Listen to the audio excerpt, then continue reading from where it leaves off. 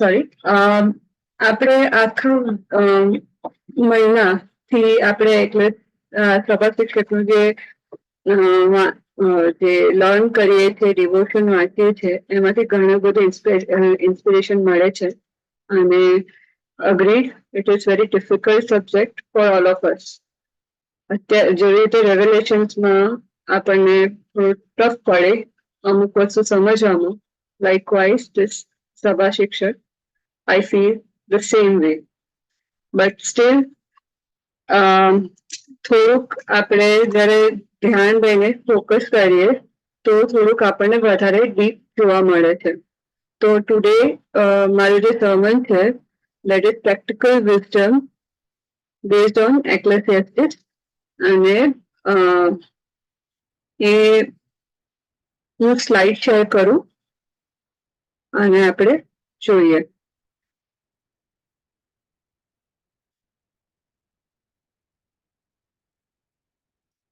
Okay. Before that, I would like to thank God for giving me this opportunity to understand the words અને આ જે topic છે એ એકચ્યુઅલમાં આપણે જીવનમાં ઉતારીએ અને ઇમ્પ્લિમેન્ટ કરીએ તો કેટલા આપણે મીન્સ આમ ગોડની જોડે રિલેશન બનાવી શકીશું એ આપણને જોવા મળે છે. અને આ એક બહુ ચેલેન્જિંગ ટાસ્ક હતો મારા માટે અને ગોડે એમાં હેલ્પ કરી. એના માટે હું ઈશ્વર પિતાનો પુષ્કળ આભાર માનું છું. અને સ્પેશિયલી સોનુ ભાભીનો, જેમણે મારા પર ટ્રસ્ટ મૂકીને મને આ ટોપિક આપ્યો. તો થેન્ક યુ સોનુ ભાભી અને for trusting me and giving me this opportunity to share the words of God. Before we start, let's bow down our heads into prayer and ask God for His wisdom. અને આપણે આગળ વધીએ. Let's pray. ઈશ્વર પિતા, આજના દિવસ માટે તમારો પુષ્કળ આભાર માનીએ છીએ. તમે અમને અત્યાર સુધી સાચવી રાખ્યા છો અને અમને તમારા વચનો આપ્યા છે અને જે અમે એનું દરરોજ મનન કરીએ છીએ.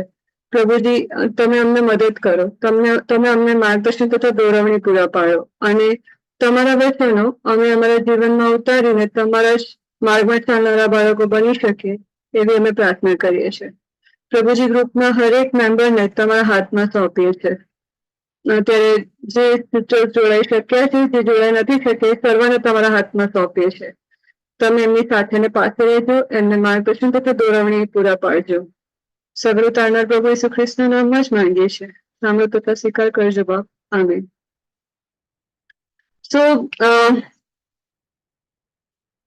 ટોપિક મારો છે પ્રેક્ટિકલ વિઝડમ ઇન એક્લેસિયાસ્ટિસ, ચેપ્ટર 70 છે. જ્યારે આપણે અત્યારે બહુ બધા ન્યૂઝ સાંભળ્યા છે. મારા રિલેટિવ્સ માં બહુ બધા સ્ટુડન્ટ્સ હતા 10th અને 12thમાં. તો એ લોકો બહુ સરસ માર્ક્સે પાસ થયા. એ તો મને મારા દિવસો યાદ આવી ગયા હતા જ્યારે મારું રિઝલ્ટ આવ્યું હતું 12th બોર્ડનું. અને આઈ વોઝ જસ્ટ પ્રેઇંગ કે ઈશ્વર પિતા બતાવી લેજો ફિઝિક્સમાં. I was very weak in physics. એટલે વીક ના કહેવાય, બટ આઈ ફેલ્ટ કે મને સમજ જ નથી પડતી ફિઝિક્સમાં શું હોય છે, એની સ્પેસ, એની વેક્યુમ, બધું વેક્યુમ મારા દિમાગમાં જ રહેતું હતું. I was just studying. Likewise જ્યારે મેં એક્લેસિયાસ્ટિસ વાંચવાનું સ્ટાર્ટ કર્યું, આપણે જ્યારે બી બાઇબલ ખોલીએ તો જૂના કરારમાં આપણે જોઈએ સામ્સ આવે છે. સામ્સ વાંચીએ, વી ફીલ એક્સાઇટેડ, રિજોઇસ, બધા ઇમોશન સામ્સમાં છે. પછી ધીરે ધીરે આપણે પ્રોવર્બ્સ બાજુ જોઈએ છે. પ્રોવર્બ્સમાં જોઈએ ને તો એક ટીચિંગ ટાઈપનું છે કે એક પેરેન્ટ આપી શકે, ટીચર આપી શકે, એક ફ્રેન્ડ આપી શકે, એવી રીતે એક ટાઈપનું ટીચિંગ જેવું છે. પછી એના પછી આવે છે સભા શિક્ષક, ધ ફર્સ્ટ ચેપ્ટર ઇટસેલ્ફ. એની એક કલમ વાંચો, યુ ફીલ વેરી મીન્સ આમ તમને એવું સમજ જ ના પડે કે શું કહેવા માંગી રહ્યું છે. તમે ધીરે ધીરે વાંચતા જાઓ, વાંચતા જાઓ, વાંચતા જાઓ. તો for me that book was something like difficult to understand. તો જ્યારે મને આ ટોપિક આપ્યો ને ત્યારે મારે ભાભીને કહેવાની ઈચ્છા થઈ હતી, પ્લીઝ પ્લીઝ પ્લીઝ પ્લીઝ બીજું કોઈ ટોપિક આપો. બટ બાય ગોડ્સ ગ્રેસ મેં એને એ ટાસ્કને એઝ અ ચેલેન્જિંગ ટાસ્ક લીધો અને હું બહુ જ ટ્રાય કરતી રહી કે એને સમજું એ શું કહેવા માંગે છે. તો એમાંથી મને આજે જે પોઈન્ટ્સ મળ્યા છે તો એ આજે હું તમને શેર કરવા જઈ રહી છું. અને લાસ્ટ ટાઈમ રૂપીના દીએ બહુ મસ્ત કીધું હતું, સોલોમનની આખી હિસ્ટ્રી કીધી હતી. જેવી રીતે આપણને ખબર છે કે કિંગ સોલોમન એમણે બુક લખી છે, સામ્સ, પ્રોવર્બ્સ, સભા શિક્ષક અને સોરી પ્રોવર્બ્સ, એક્લેસિયાસ્ટિક્સ અને સોંગ્સ ઓફ સોંગ. તો એમાંથી આ જે એમનું જે એક્સપિરિયન્સ હતા દેટ હી શેર ઇન સભા શિક્ષક. બટ ક્યારે શેર કરે છે? એ ક્યારે શેર કરે છે? જ્યારે એક ટાઈમે વાઇઝેસ્ટ કિંગ હોય છે, એમના એક્સપિરિયન્સીસ લખવા જઈ રહ્યો હોય છે. પણ એ વાઇઝેસ્ટ ક્યારે બને છે? જ્યારે એ ગોડ પર ફોકસ કરતો હોય છે. એ કિંગ બી ત્યારે બને છે જ્યારે એને ગોડ પર ફોકસ કર્યું હોય છે. એને ગોડને ઇમ્પોર્ટન્સ આપીને ગોડના જે બી રૂલ્સ હતા, જે રીતે એની આરાધના સ્તુતિ બધું એ બધું જ કરતો હતો. અને ત્યારે એની જે રિલેશનશીપ હતી ગોડ જોડે એ એટલી ડેવલપ્ડ હતી, એટલી ડીપ હતી કે ગોડે એને સામેથી કીધું ભાઈ તારે શું જોઈએ છે, તું જે કહીશ એ તને આપીશ. તારે વેલ્થ જોઈએ છે, તારે નેબરિંગ કન્ટ્રીઝ જોઈએ છે, તારે શું જોઈએ છે તું મને કે હું તને બધું આપીશ. પણ જ્યારે એની પાસે એક ચાન્સ હતો ને ત્યારે એને બહુ મસ્ત વસ્તુ માંગી, વિઝડમ. એણે જ્યારે માંગી ને વિઝડમ તો ગોડ વોઝ સો હેપી કે ધીસ ઇઝ માય મેન, એટલે હું એને બધું જ આપીશ. એને વિઝડમ આપી, એને વિઝડમ માંગી, હું એને વિઝડમ તો આપીશ, પણ એની સાથે એને બધું આપીશ. પછી છે ને ધીરે ધીરે એમાં એવું થાય છે કે એનું જે એને એક મોટી ભૂલ કરી. બધું સ્મૂથ જઈ રહ્યું હતું. એને નોલેજ લીધું, વિઝડમ આવી, નોલેજ આવ્યું, વેલ્થ આવ્યું, પ્રોસ્પેરિટી આવી, બધા નેબરિંગ કન્ટ્રીઝ જોડે એના રિલેશનશીપ સારા થયા. પણ એક ભૂલ જે રીતે હવાએ કરી હતી એડન ગાર્ડનમાં એવી રીતે આમણે બી કરી. એ કે એમણે ફોરેન વાઇફ્સ રાખી એમ. એને મીન્સ એમ ગોડે ઓલરેડી કીધેલું હતું કે તમે બીજા દેશની કન્યાઓ જોડે પરણતા નહીં. પણ જે ગોડલી વેમાં મીન્સ આપણી જે ટ્રાઇબ્સ છે એમાંથી તમે કોઈ વુમેન કરજો અને જેથી તમારું પતન ના થાય એવું લખેલું છે. But he did the opposite. તો જેના લીધે એ જે બધી વાઇફ્સ આવી એના લીધે એમનું જે માઇન્ડ હતું એ આખું ગોડથી ડાયવર્ટ થઈ ગયું. ગોડથી ડાયવર્ટ થઈને એમણે બધું વર્લ્ડની મેટર પર આખું ફોકસ કરવા લાગ્યા. અને એટલું બધું ક્યુરિયોસિટી વિઝડમ આવી એટલે એટલી બધી ક્યુરિયોસિટી હતી. સો હી ફોકસ્ડ અંડર ધ સન, જે અર્થની મેટર કહેવાય છે એમાં એમણે ફોકસ કર્યું. એમણે લાઈફ રિલેટેડ ફોકસ કર્યું. પણ એમને એવું ના વિચાર્યું કે એ વિઝડમ હું એવી રીતે વાપરું કે હું ગોડને ફોકસ રાખીને આગળ જીવું. So this was the brief overview. પણ આપણે જયારે આગળ વાંચીએ છીએ ને સભા શિક્ષકમાં તો એમાં એવું છે કે જે લાઈફ છે ને એ અંડર ધ સન નથી, મીન્સ અર્થલી મેટરમાં નથી. કારણ કે અર્થલી મેટરમાં કશું નવું છે જ નહીં. એ જ રોજનું જે સિન્સ અને જે ભૂલો છે, જે ખોટું છે એ બધું જ હોય છે. તો rather Bing under the sun we have to focus above the sun, that is in a God's words, in God's place, means in God everything relationship should be developed between God and godly matter માં. તો એ સભા શિક્ષકનું main principal છે કે everything is all is vanity. If you are focusing under the sun, everything is vanity. Nothing nothing is fruitful. તમારી life તમે લાસ્ટમાં તમે જયારે જોશો ને તો તમને એવું લાગશે કે એવરીથિંગ ઇઝ કશું સાચું નથી થયું, મને કશું મળ્યું જ નથી આ લાઈફમાં. હું ભલે આ જગ્યાએ જાઉં તે જગ્યાએ જાઉં પણ મને સેટિસ્ફેક્શન મારા સોલને નથી મળ્યું. If you are focusing under the sun. પછી અને this can be considered આપણે જયારે સભા શિક્ષકનું જે 7મો ચેપ્ટર છે ને, મારા આજની જે સરમન છે એમાં મેં 2 મેઇન વર્ચસ પર જોયું છે અને એ બહુ ઇમ્પેક્ટ કરે છે એ 2 વર્સિસ પર. જે છે એક 7th સભા શિક્ષકનું 7th અધ્યાય અને એની 15th કલમ. એમાં એવું જ લખ્યું છે, હું ઇંગ્લિશમાં બી વાંચીશ અને ગુજરાતીમાં બી, બેમાં બહુ મસ્ત લખ્યું છે કે આ સઘળું સભા શિક્ષક 7:15 આ સઘળું મારા વ્યસ્તપણાના દિવસોમાં મેં જોયું છે. એટલે નેક માણસ પોતાની નેકીમાં માર્યો જાય છે અને દુષ્ટ માણસ પોતાના દોસ્તા છતાં દીર્ઘાયુથી ભોગવે છે. અને લાઇકવાઇઝ તમે ઇંગ્લિશમાં જોશો ને તો એમાં બી એવું લખ્યું છે. 15th, I have seen everything in my days of vanity, that there is just a man who perishes in his righteousness, and there is a wicked man who prolongs life in his wickedness. કેમ આવું લખ્યું છે? આપણે બધાને એવું વિચાર આવે કે સોલોમને કેમ આવું લખ્યું? Because he had shared his experience when he was looking for earthly matter. તો એટલે એમણે ત્યારે ગોડલી મેટર પર ફોકસ નતો કર્યો, જે દુનિયાની બાબત હતો એના પર ફોકસ કરીને એમને આવું લખ્યું હતું. અને ત્યારે એમણે એ જ જોયું કે જે નેકીવાન હોય છે એમનું પતન જલ્દી થાય છે અને દુષ્ટાને દીર્ઘાયુષ્ય મળે છે. ફોર એક્ઝામ્પલ આપણે બધા જોઈએ છે અત્યારના વર્લ્ડમાં આપણે જોઈએ તો બધા કોર્પોરેટ કલ્ચર ને બધા તમે વર્ક પ્લેસ જો કોઈ બી જગ્યાએ જો કોઈ રાઇટિયસ મેન હશે ને તો એને એટલું માન અને એટલું સન્માન નહીં મળતું જેટલું દુષ્ટતા જે ઇવિલ કરતા હોય છે કે જે કન્વીનિયન્સ રાખતા હોય છે એ લોકોને જે ફ્રીલી બધું મળતું હોય છે, ઇઝીલી જે બધું એક્વાયર થતું હોય છે એટલું રાઇટિયસ મેનને નથી થતું હતું. તો this was the અર્થલી matter.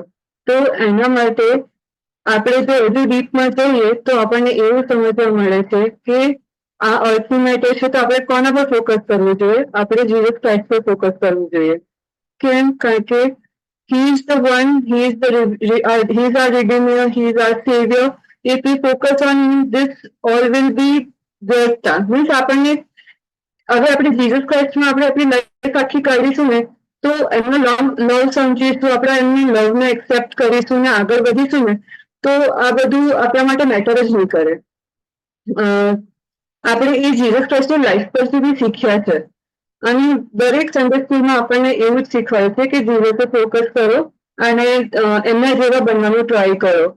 Agreed, we can't be like you, but we can follow some of the principles અને આપણે આપણું લાઈફ સ્પિરિચ્યુઅલી એમની જોડે અને એમના લવમાં આગળ વધારી શકીએ છીએ.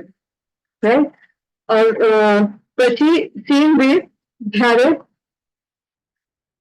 તમે જોવો છો ને સભા શિક્ષકનો એ 7મો અધ્યાય એની 27 થી 28 કલમ છે.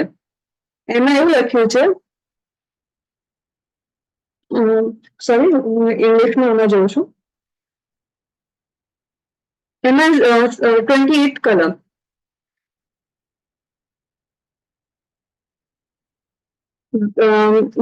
Sorry, 27. Here is what I have found, says the preacher, adding one thing to the other to find out the reason, which my soul still seeks, but I cannot find. One man among 1,000 I have found, but a woman among all this I haven't found. કેમ આવું લખ્યું છે? એમને જયારે અહીંયા પ્રીચરનું લખ્યું છે, પ્રીચર is Solomon. એમણે એવું લખ્યું છે કે અત્યાર સુધી એમણે એ જયારે સત્યની શોધમાં હતા ત્યારે એમણે બાયફોકેટ કર્યું 1000 મેન અને 1000 વુમન. તો એમાંથી એમને એક મેન 1000 માંથી એક મેન મળી રાખ્યો કે ઓકે હી ઇઝ ગુડ. અને પણ જયારે વુમનની કમ્પેર કરીને ત્યારે એમને એક ના મળી. એમાં એટલે નહીં મળી બીકોઝ એમણે ગોડલી વુમન એમની પાસે એક બી હતી જ નહીં. એમની પાસે બધી ફોરેન વાઇફ હતી, બધી બીજા દેશની સ્ત્રીઓ એમણે રાખી હતી. અને એ સ્ત્રીઓ એમના ગોડને વર્શિપ કરતી હતી. અને સોલોમનને બી એવું જ કીધું કે સોલોમનને કે તું બી વર્શિપ કર. તો હી ડાયવર્ટેડ હિઝ માઇન્ડ ટુવર્ડ્સ ધેમ અને એ બીજા બધા ગોડ્સ પર ફોકસ કરવા લાગ્યો. અને એટલે એમણે અહીંયા એવું લખ્યું છે કે 1000 વુમનમાંથી બી મને એક સ્ત્રી જે સદગુણી કહેવાય છે એ નહીં મળી. તો જ્યારે આપણે સદગુણી સ્ત્રીની વાત કરીએ છીએ તો એ આપણને ક્યાં જોવા મળે છે? મને તો એક જગ્યાએ જોવા મળે છે જ્યારે સુલેમાને ગોડ પર ફોકસ કરી હતી. તે છે પ્રોવર્બ્સ 31. એ જ સુલેમાન જેને ઓલ્ડ એજમાં જ્યારે એને ડાયવર્ટ થઈ ગયો હતો, એને કશું નહોતું મળ્યું, એ જ સુલેમાને વર્ચ્યુઅસ વાઇફની વાત કરી હતી. That is Proverbs 31 10th column. Who can find a virtuous wife? For her worth is far above from rubies. એટલે આમ આ આખું વર્ચ્યુઅસ વાઇફની જે વ્યાખ્યા આપી છે, જે ડિસ્ક્રિપ્શન આપ્યું છે પ્રોવર્બ્સ 31માં, જો આપણે આપણા જીવનમાં ઉતારીએ અને એ પ્રમાણે ચાલીએ તો લાસ્ટલી લખ્યું છે ને એવું કે her children rise up and call her blessed, her husband also, and he praises her. પછી નીચે લખ્યું છે many daughters have done well, but you excel them all. Charm is deceitful and the beauty is passing, but a woman who fears the Lord, she shall be praised. Give her of the fruit of her hand, and let her own work praise her in the gates. આમાં છે સૌથી મસ્ત કલમ. But a woman who fears the Lord, she shall be praised. એટલે જ્યારે આપણે જ્યારે Jesus Christ પર ફોકસ કરીએ છીએ ત્યારે આપણે પ્રોવર્બ્સની જે આ વર્ચ્યુઅસ વાઇફ યા વર્ચ્યુઅસ વુમનની વ્યાખ્યા ડિસ્ક્રિપ્શન છે એને આપણે ફોલો કરીએ છીએ.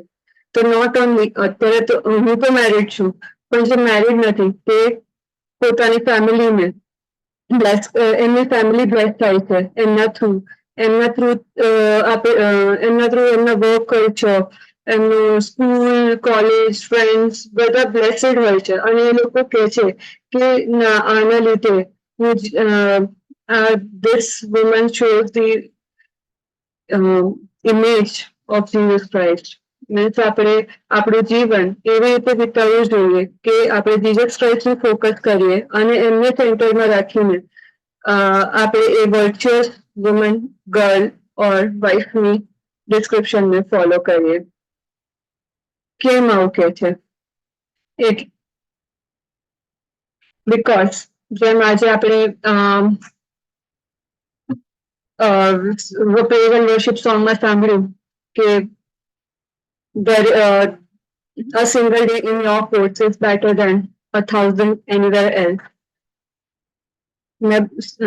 सारे मंदिर में तेरे आंगनों में हर एक दिन कई दिनों से 1000 दिनों से उत्तम है. એવું વર્ડ હતા. કેમ? કારણ કે આપણે જયારે જીસસના કોર્ટમાં એક દિવસ બી વિતાઈશું ને તો એ સેટિસ્ફાઈ કરશે બીજે કાંઈ બી ગયા હોય તો દેટ મેટર્સ અ લોટ. અને દાઉદ બી કહે છે સામ્સમાં કે Lord, I would like to share a single day in your court rather than spending my life in other things. આ જ એક્ઝામ્પલથી મને જીસસ ક્રાઇસ્ટની એક વસ્તુ યાદ આવે છે કે જીસસ ક્રાઇસ્ટે આખું એક બાઇબલ કેરેક્ટરને બહુ જ કીધું છે, બહુ જ ઇમ્પોર્ટન્સ આપ્યું છે કે યોહાન બાપ્તિસ્મા જેવો કોઈ નથી અને કોઈ થવાનું બી નથી. કેમ? બીકોઝ હી પોઇન્ટેડ કે જુઓ દેવનું હલવાણ જે જગતનું પાપહરણ કરનાર છે તે આવી રહ્યું છે. He pointed out that Lord has come. Lord has come. તમે એને જુઓ. એલિયા હતા, એલિયા જેવા મહાન પ્રબોધક હતા, એલિશા જેવા પ્રબોધક બી હતા, જે ડાયરેક્ટ ગોડને વાત કરતા હતા, ડાયરેક્ટ ગોડની જોડે મિરેકલ્સ કરતા હતા, ઘણું બધું હતું. મોઝીસ હતા, બટ ના, જીસસ ક્રાઇસ્ટે યોહાન બાપ્તિસ્માનું જ કીધું. કેમ? Because he told people, he asked people to focus on Jesus Christ rather than focusing on others. કે જુઓ આ દેવનું હલવાણ છે અને જે જગતનું પાપહરણ કરનાર છે. તો sisters, I would like to request કે આપણે આપણું જીવન જીસસ ક્રાઇસ્ટ ફોકસ કરીએ અને જીસસ સેન્ટ્રિક બનીને આપણે આગળ વધીએ, જેથી આપણા થકી દુનિયામાં એમની સુવાર્તા ફેલાય અને જે વર્લ્ડલી મેટર છે એને આપણે ઓછી ધ્યાનમાં રાખીએ અને વધારે ને વધુ ડીપ રિલેશનશિપ ગોડ જોડે બાંધીએ. આનાથી હજુ એક પેરાબલ મને યાદ આવે છે, 10 કુમારિકાનું. કેમ? કારણ કે ગોડનું આવવાનું બહુ પાસે છે. Second coming of Jesus Christ એ 10 કુમારિકાઓ હતી, પણ એમાંથી ખાલી અંદર જઈ શકી 5. કેમ? કારણ કે they were prepared. Why they were prepared? Because they were knowing કે મને લેવા આવવાના છે. કોણ લેવા આવવાનું છે? આપણને આપણું જીસસ ક્રાઇસ્ટ લેવા આવવાના છે. So rather being under the sun, let's focus on the sun so that we may live the eternal life in the midst of our Redeemer. તો અહીંયા હું મારો sermon end કરીશ. Thank you.